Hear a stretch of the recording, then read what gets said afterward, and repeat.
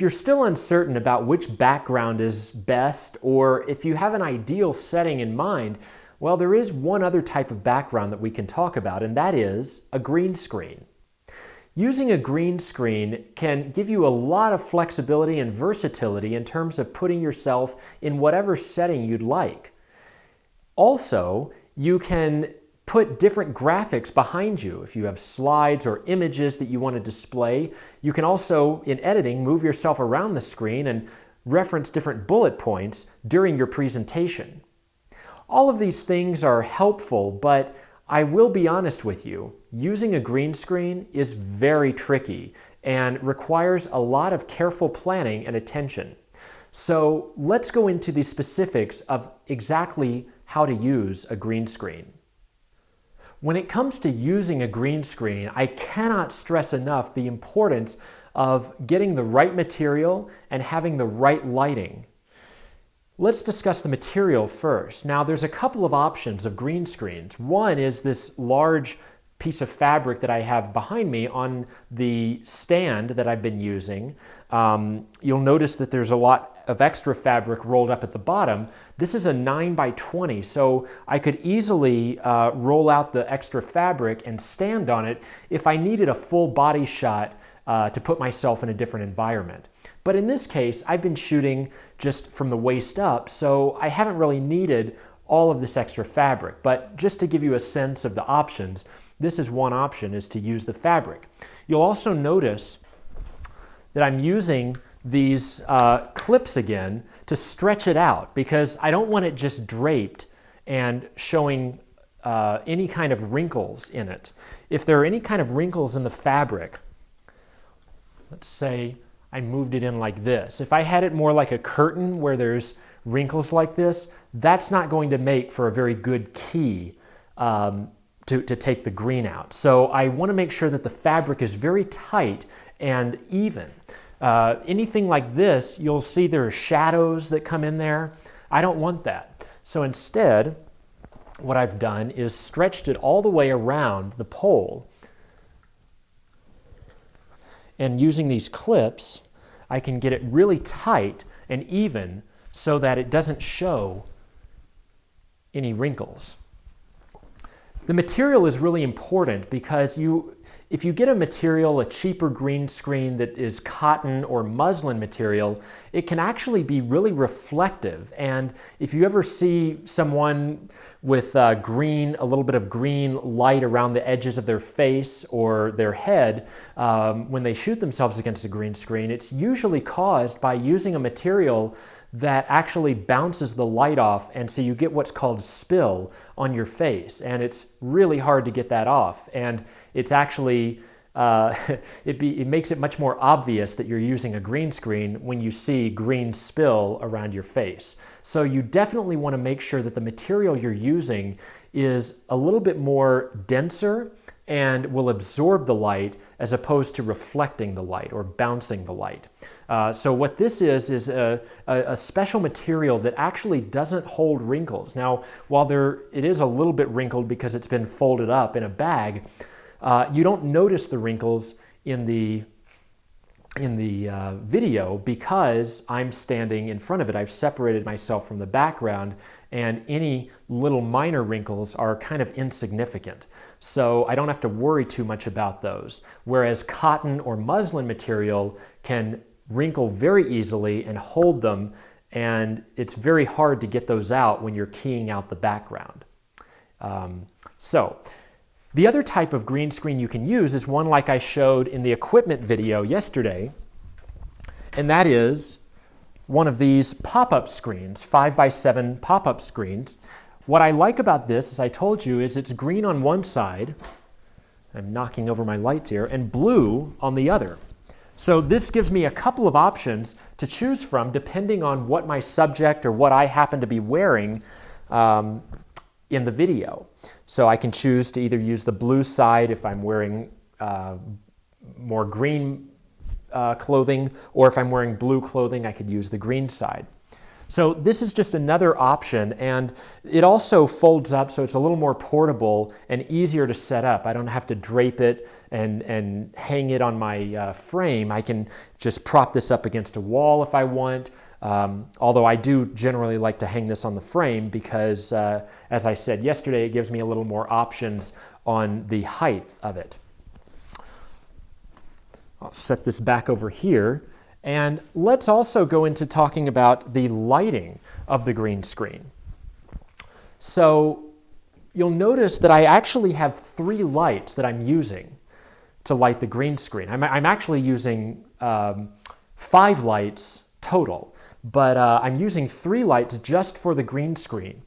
I have 1 light from above that's hanging over the green screen, and I have 2 of these light banks on either side. Now, the light from above is really only necessary when I'm going to light a big screen like this one. If I were just lighting the pop-up screen, I could probably get away with just using 2, although ideally you want 3 for even lighting. The whole point of a green screen is that you have a true color green. So you want one color from it. You don't want shadows. If I were to turn off one of these lights, you'll see what I'm talking about. I have a bright green on this side and a darker green on the other side. So if I try to key this out, I'm going to end up getting artifacting on this side because it won't key out entirely. It's going to go for, well, the brighter color. And in order to get rid of that, I need to put a light on either side and then a light from above, and that gets rid of any shadows that are on the screen, and you get just a, well, bright green color screen. I cannot stress enough how important proper lighting of the green screen is. Just throwing 1 light on it, or 1 light on one side and 1 light on the other, actually is going to create some dark spots, and that's exactly what you want to avoid. So good, even lighting of the green screen is essential to making a good, even key when you go into editing. I'd like to take a moment and talk a little bit more in depth about properly lighting your green screen. So I have my fabric set up on my stand and raised to the height that I want it. I have it stretched with the clips on either side so it's not going to show any wrinkles or crevices where the fabric is draped. You'll notice that I have 1 single light over the top of the backdrop, and I'm using a light stand with a boom arm like this one, and I've just raised it up high, and I've attached an LED panel onto it because LEDs, they don't create a lot of heat, and they also are daylight balanced, so they'll match the color temperature of the fluorescent lights. So I've used that over the top, and that will essentially get rid of any shadows or dark spots that are left after using the lights on the side. So I put that one up first before I set up the green screen to make sure that I got the height over the backdrop.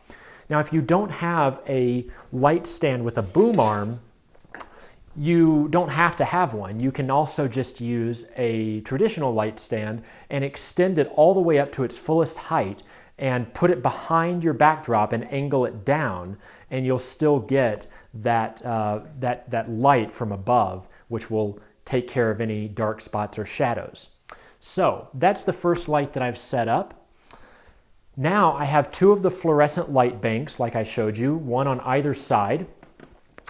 And I'm going to position these not directly in front and also not too far to the side, because if they're too far to the side, the light might spill onto me. So I want to angle them so that they're kind of converging in on the screen. So I can only tell, of course, once I turn them on and look at the screen. And right now I see that the light is very intense right there, and it's also blocking some of the screen. So I'm going to move this out of the way. And I'm going to move this back here so that it's not blocking the screen. And I'm going to position this a little bit more at an angle. Okay. And now we'll turn this one on. All right. Now I can take a look, and I see that I have some wrinkles down here, so I'll pull on that a little bit to get it a little more even so I don't show any wrinkles in the fabric. And I also, let's see, what else? I need to position this a little bit more back here, this way. All right, and that's pretty good. I have a good even green. Now you'll notice that I have a little light spot here, and that's coming in from a window in this room. So you need to be careful about that. If this is probably not going to affect if I'm shooting from the waist up, but it might, and it's definitely something to pay attention to because that's going to kind of throw off the evenness of the green color. But that's essentially how you light it. And if I was using a smaller size screen, then I might be able to get away with 2 lights, but you'll want to check on your camera first, or even shoot a short segment and then put it into your computer to test it, because the worst thing is to shoot it with improper lighting and then go into editing and find out that you have these dark spots or these areas that are not going to key out as well. So doing it properly when you're filming it is always the better option than fixing it in post. In terms of the lighting that I've been using on the backdrops, as I told you in the lighting, in the equipment video, I tend to like using these soft boxes with the 4 fluorescent lights in them, because it produces a very soft, even light that is not too intense or too harsh. Using one of these clip lights like I did on the curtains for a green screen is, well, it's not going to work as well because it's not going to be as soft or even. It's going to be more intense when it comes out. So I don't want to use this type of light.